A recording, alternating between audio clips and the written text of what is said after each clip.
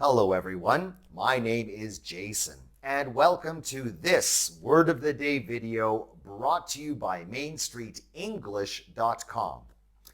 In this Word of the Day video, let's talk about and use the noun substitute. Substitute. Substitute is also a verb, and I did another Word of the Day video about substitute as a verb. If you haven't seen it, look for it. But in this Word of the Day video, we're using substitute as a noun, and it means something that goes in the place of the normal thing.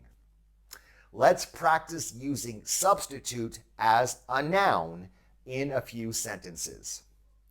You'll be getting a substitute until your regular teacher feels better.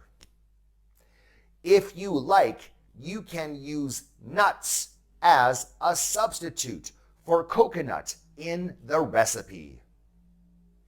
Many smokers who try to quit use chewing gum as a substitute for cigarettes.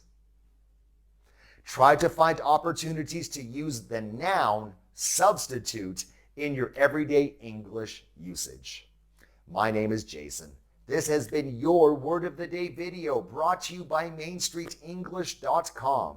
If you enjoyed this video, please like and subscribe to see notifications about new English video lessons created by Main Street English. Thank you and see you next time.